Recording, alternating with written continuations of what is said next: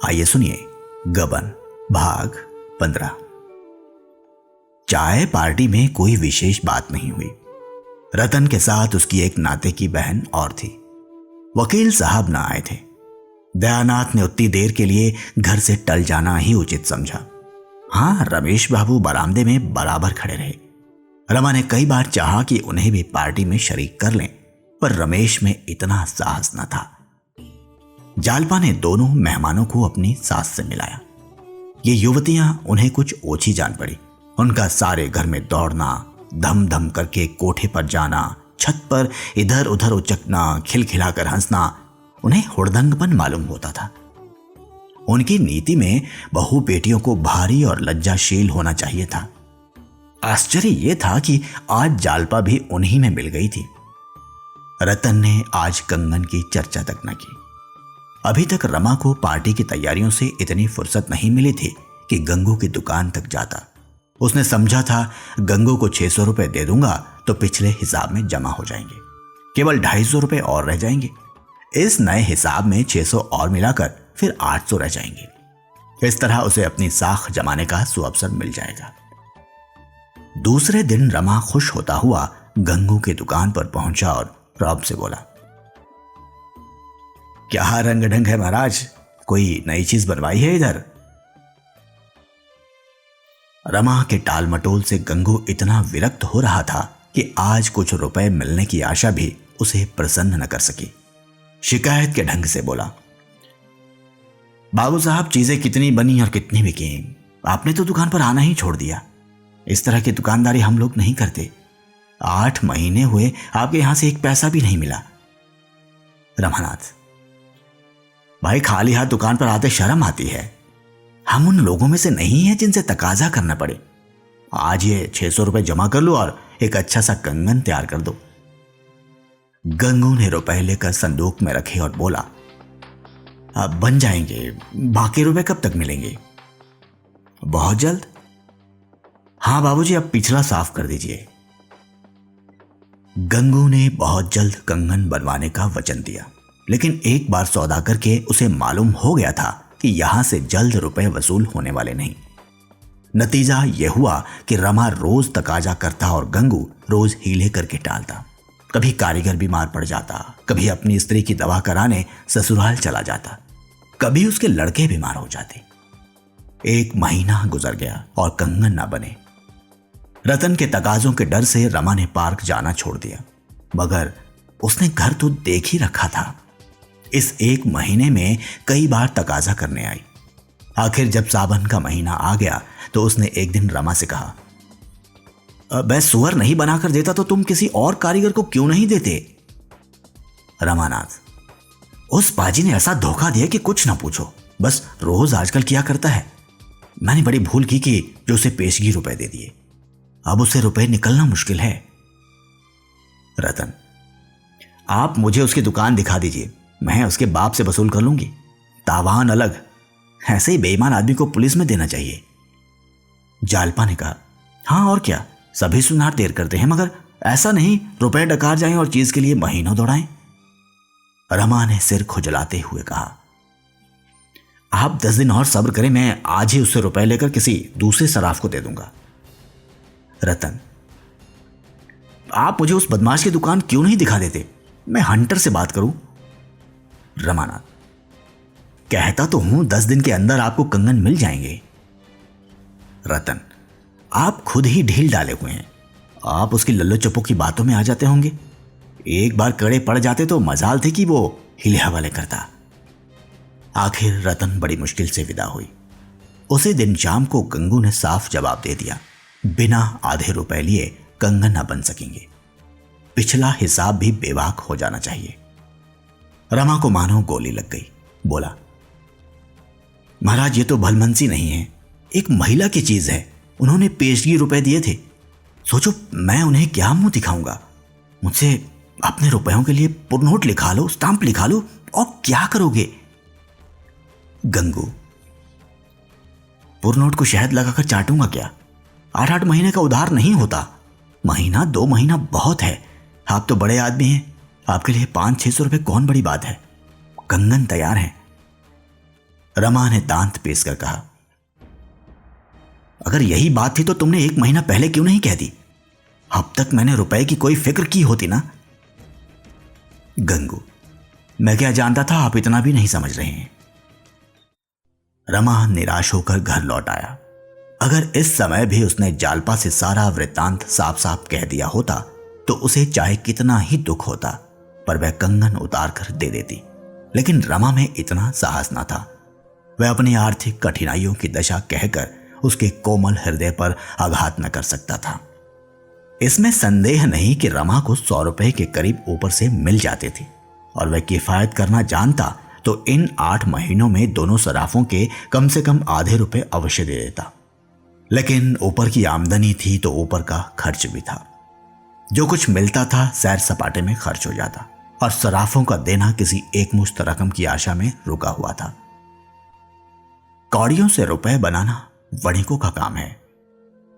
बाबू लोग तो रुपए की कौड़ियां ही बनाते हैं। कुछ रात जाने पर रमा ने एक बार फिर सराफे का चक्कर लगाया। बहुत चाहा किसी सराफ को झांसा दूं, पर कहीं दाल न गली। बाजार में बेतार की खबरें चला करती हैं। रमा को रात भर नींद न आई। यदि आज उसे 1000 रुपए का रुपका लिखकर कोई 500 रुपए भी दे देता तो वह निहाल हो जाता, पर अपनी जान पहचान वालों में उसे ऐसा कोई नजर न आता था। अपने मिलने वालों में उसने सभी से अपनी हवा बांध रखी थी। खिलाने पिलाने में खुले हाथों रुपए खर्च करता था। अब किस मुंह से अपनी विपत्ति कहे? वह पछता रहा था कि नाहक गंगू को रुपए दिए। गंगू नालिश करने तो जाता न था। इस समय यदि रमा को कोई भयंकर रोग हो जाता तो वह उसका स्वागत करता। कम से कम 10-5 दिन की मोहलत तो मिल जाती, मगर बुलाने से तो मौत भी नहीं आती। वह तो उसी समय आती है जब हम उसके लिए बिल्कुल तैयार नहीं होते। ईश्वर कहीं से कोई तार ही भिजवा दे। कोई ऐसा मित्र भी नजर नहीं आता था जो उसके नाम फर्जी तार भेज देता। वह इन्हीं चिंताओं में करवटें बदल रहा था कि जालपा की आंख खुल गई। रमा ने तुरंत चादर से मुंह छिपा लिया, मानो बेखबर सो रहा है। जालपा ने धीरे से चादर हटाकर उसका मुख देखा और उसे सोता पाकर ध्यान से उसका मुख देखने लगी। जागरण और निद्रा का अंतर उससे छिपा ना रहा। उसे धीरे से हिलाकर बोली, क्या अभी तक जाग रहे हो? क्या जाने क्यों नींद नहीं आ रही है। बड़े बड़े सोचता था कुछ दिनों के लिए कहीं बाहर चला जाऊं, कुछ रुपए कमा लाऊं। मुझे भी लेते चलोगे ना? तुम्हें परदेश में कहां लिए फिरूंगा? तो मैं यहां अकेली रह चुकी, 1 मिनट तो रहूंगी नहीं, मगर जाओगे कहां? अभी कुछ निश्चय नहीं कर सका हूं। तो क्या सचमुच तुम मुझे छोड़कर चले जाओगे? मुझसे तो 1 दिन भी ना रहा जाएगा। मैं समझ गई तुम मुझसे मोहब्बत नहीं करते, केवल मुंह देखे की प्रीति करते हो। रमानाथ, तुम्हारे प्रेम पाश ने ही मुझे यहां बांध रखा है, नहीं तो अब तक कभी का चला गया होता। बातें बना रहे हो। अगर तुम्हें मुझसे सच्चा प्रेम होता तो तुम कोई पर्दा ना रखते। तुम्हारे मन में जरूर कोई ऐसी बात है जो तुम मुझसे छिपा रहे हो। कई दिनों से देख रही हूं तुम चिंता में डूबे रहते हो। मुझसे क्यों नहीं कहते? जहां विश्वास नहीं है वहां प्रेम कैसे रह सकता है? रमानाथ, ये तुम्हारा भ्रम है जालपा। मैंने तो तुमसे कभी पर्दा नहीं रखा।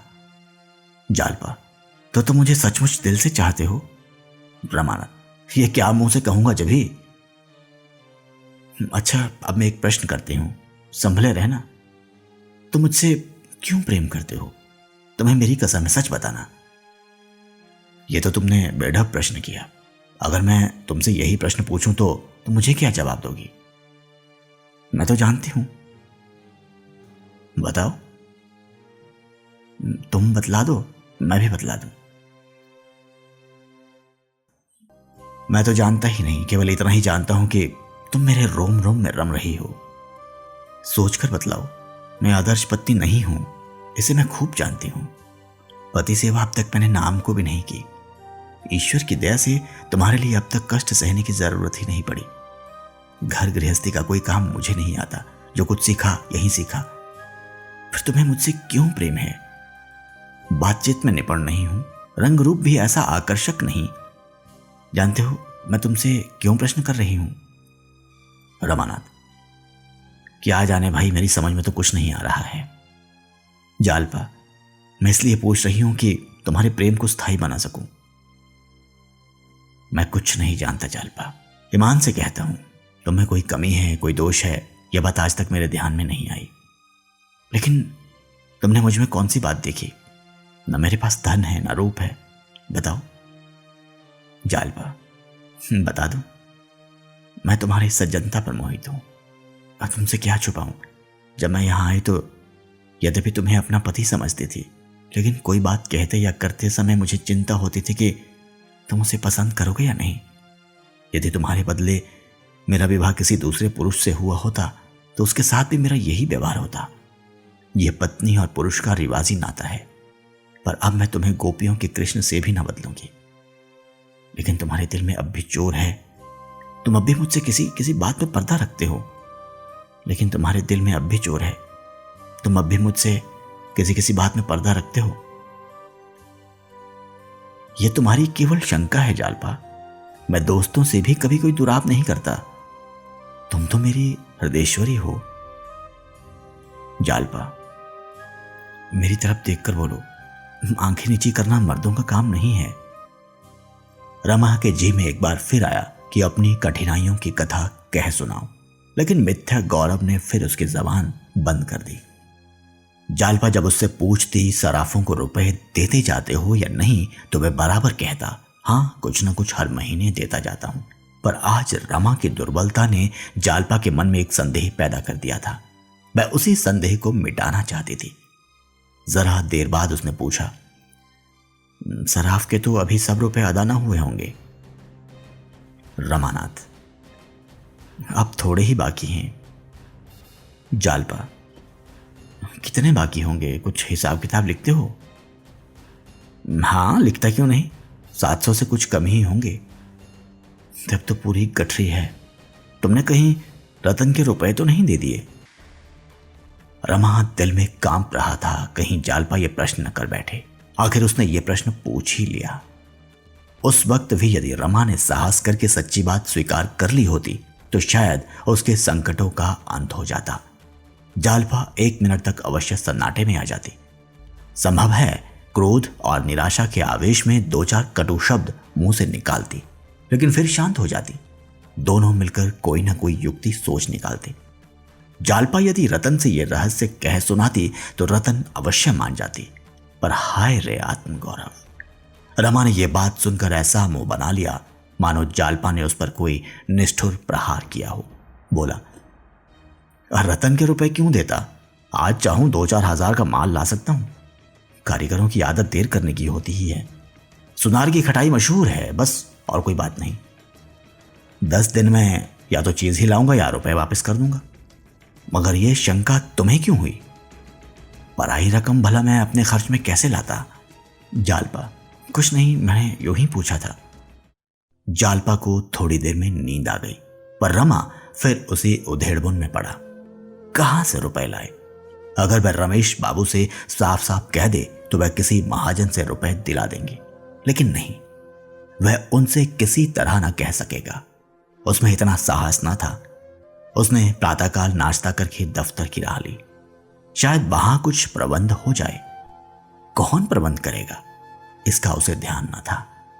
जैसे रोगी वैद्य के पास जाकर संतुष्ट हो जाता है, पर यह नहीं जानता मैं अच्छा हूंगा या नहीं।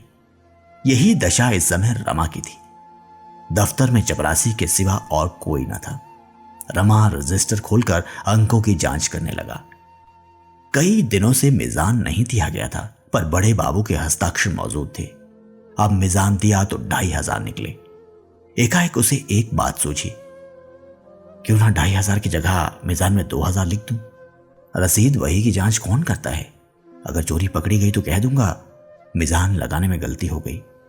मगर इस विचार को उसने मन में टिकने ना दिया। इस भय से कहीं चित्त चंचल ना हो जाए, उसने पेंसिल के अंकों पर रोशनाई फेर दी और रजिस्टर को दराज में बंद करके इधर उधर घूमने लगा। इक्के दुक्के गाड़ियां आने लगी। गाड़ी वालों ने देखा बाबू साहब आज यही हैं, तो सोचा जल्दी से चुंगी देकर छुट्टी पर जाएं। रमा ने इस कृपा के लिए दस्तूरी की दूनी रकम वसूल की और गाड़ी वालों ने शौक से दी, क्योंकि यही मंडी का समय था और 12-1 बजे तक चुंगी घर से फुर्सत पाने की दशा में 24 घंटे का हर्ज होता था। मंडी 10-11 बजे के बाद बंद हो जाती थी। दूसरे दिन का इंतजार करना पड़ता था। अगर भाव रुपए में आधा पाव भी फिर गया तो सैकड़ों के मत्थे गई। 10-5 रुपए का बल खा जाने से उन्हें क्या आपत्ति हो सकती थी। रमा को आज ये नई बात मालूम हुई। सोचा, आखिर सुबह को मैं घर पर ही बैठा रहता हूं, अगर यहां आकर बैठ जाऊं तो रोज 10-5 रुपए हाथ आ जाएं, फिर तो 6 महीने में ये सारा झगड़ा साफ हो जाए। मान लो रोज ये चांदी ना होगी, 15 ना सही 10 मिलेंगे, 5 मिलेंगे। अगर सुबह को रोज 5 रुपए मिल जाएं और इतने ही दिन भर में और मिल जाएं तो 5-6 महीने में ऋण से मुक्त हो जाऊं। उसने दराज खोलकर फिर रजिस्टर निकाला। यह हिसाब लगा लेने के बाद अब रजिस्टर में हेरफेर कर देना उसे इतना भयंकर न जान पड़ा।